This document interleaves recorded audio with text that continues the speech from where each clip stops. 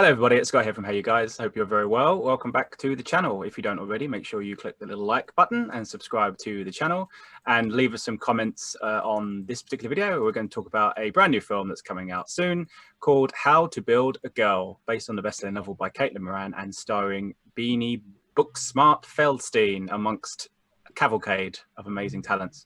On today's show, I'm joined by Stefan Pape. Hello, you all right? And Linda Marrick. Hello. Yes, very well. Thank you, Stefan, to answer your question. But I wanted to use Linda as well. We don't mean it. We just go, you're right. You're right. I don't need an answer. Yeah, so it's the guys here have been able to see it. I haven't seen it just yet, but hopefully there's a little bit of time for me to catch up beforehand. So Stefan, I always come to you. So if you can just give us a basic plot as to how do we build a girl.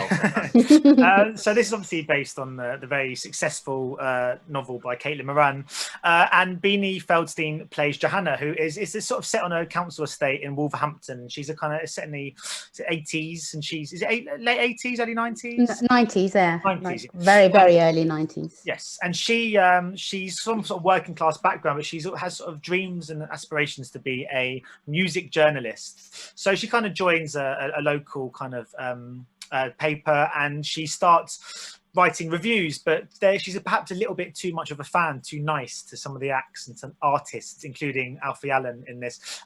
So she decides, she takes on a kind of a pseudonym, and she becomes, is it Dolly Wilde, who is and it's like a kind of, she starts writing reviews in a new voice, which is basically being very, very witty, but very, very cruel, and garners something of a reputation in the music industry as a successful journalist, but someone who doesn't pull any punches when she comes around to reviewing. So a bit like us, really. So a bit like us, a little bit like those fake secret Rotten Tomatoes people that try and get the scores down or something like that. Crazy. But this, as you say, it comes with the thing of being based on a novel, and sometimes they work, sometimes they don't. Linda, did you think this one was, if you've read the book, was it a faithful adaptation? If you haven't read the book, was it something that now makes you want to read the book?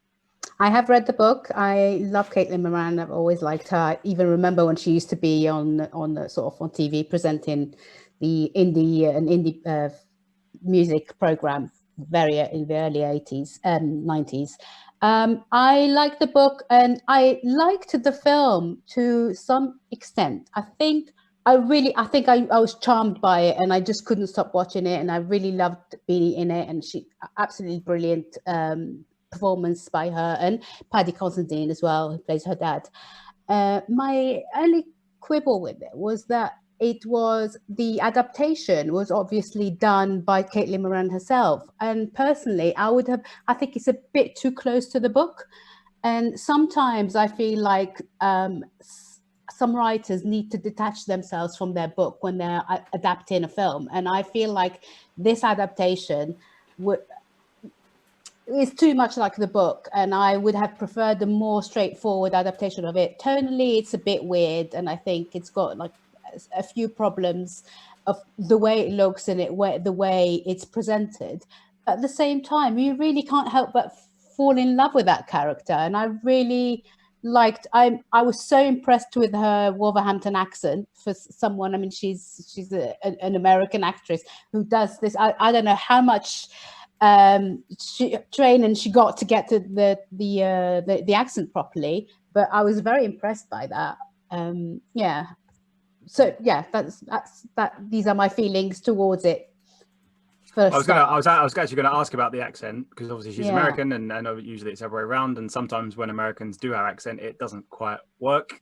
It doesn't quite work both ways, but it seems she has a good take on it. Stefan, did you agree with that? And did she give another good performance? Because after Booksmart, she's on a bit of a high, isn't she, Beanie Feldstein? Yeah, I mean, the thing is, it wasn't even the accent I was worried about. It was something about kind of working class Midlands England in the early 90s that is so far removed from her words. They were raised in LA, weren't they? And it wasn't just an accent that for me. I was worried in advance about just capturing that kind of sensibilities that come with growing up in England in the early 90s, and in kind of sort of in the Midlands and stuff, in a working class council estate, which is far removed from the sort of sunny Los Angeles hills and stuff. So she was brilliant in that sense as well. I don't think it was just the accent. It was just she felt, you always believe that she could have been you know, a sort of a 19-year-old girl or 17-year-old girl in 1990s Wolverhampton, which is a real testament to her talent. So it was strange casting, I think, originally, but I think now having seen the movie, she really pulls it off. But it is a great cast. I mean, there's some loads of cameos in this, isn't there? I think obviously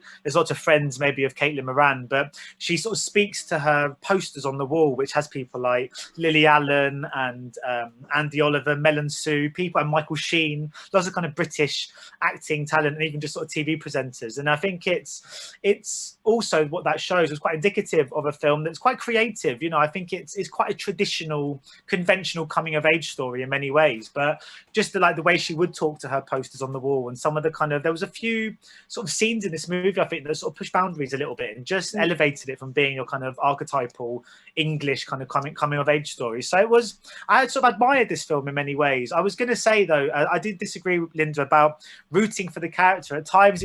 I mean, this is purposeful, but it does push the audience in that regard, and maybe it's because of our industry where we that's one of the dirty words, isn't it? The kind of, you know, the reviewers who kind of go out there and just slate everything for kind of credit, just to get their names on posters and stuff. They're the kind of people we all frown upon. So to sort of to have a character who's doing that purposefully just to get her name in publications, and she just puts down people and is so cruel. It took me a long time to be able to warm to her, but thanks to the performance by Beanie Feldstein, thanks to her performance, I think we do root for her eventually. But it took a long time for me to get to that point, I've got to say. Oh no, I didn't mind, because I actually really know the character that she played, because Caitlin Moran did write for the Melody Maker, and she was really horrible to people sometimes, like really cutting, because she was really masterful in her reviews.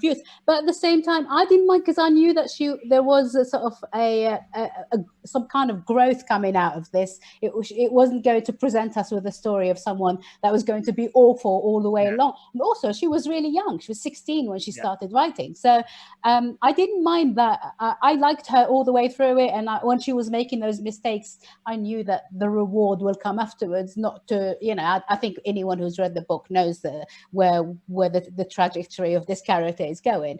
Tonally, it reminded me a bit. I don't know if any of you guys remember the Emily Dickinson film by Terence Davis, which had this kind of really weird tone to it, really weird sort of like a literary tone. I sometimes those kind of films, I don't mind them, but in this instance, I almost feel like, and not to sort of criticize Caitlin Moran, who I respect hugely, who is a fantastic writer, I would have probably, and I think John Niven wrote some of the who I love as well, John Niven. I would have preferred someone who was a proper screenwriter rather than someone who's known for their literary work to write the script, because I wanted it to flow more naturally, and I felt like it was very labored in some of the sort of, you know, like the stuff where she's talking to her posters. I just felt it was done a bit too much, and I just thought, oh, come on, get over it, you know. But other than that, I mean, again, like, it's not a perfect movie, it really isn't, but at the same time, I just really fell in love with the story, and I was charmed by it all the way through, as someone who grew up loving indie music and just, like, you know, reading The Enemy religiously, like, you know, every week, and sort of, you know, finding out what Morrissey was doing every week and finding out what Blur was doing every week. I really related to this story, and I think lots of other people will do as well. So, yeah. Absolutely. Well, there you go.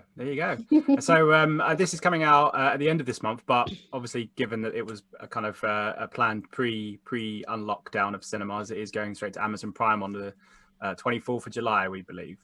So make sure you check it out. Let's do some scores then. Linda, what's your score for How to Build a Girl?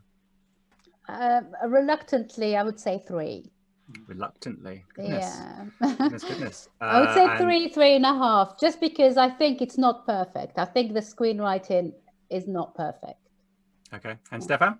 Yeah, I give it quite a low 3. I like the acting, and I thought I loved some of the cast, and I like some of the kind of stylistic choices, but I just lacked that little bit of there's a little sort of a spark or a bit of charm, I think, that films like this, like I don't know if any of you saw Good Vibrations, which is and there's some films like of this kind of nature, they just have this little sort of spark to it, and I think there's just lacked something. And I think you're right, Linda. I think it was to do with the screenplay maybe not being tight enough and maybe needing a more cinematic touch. But I'd give it 3 stars, just on the lower end of the 3 stars.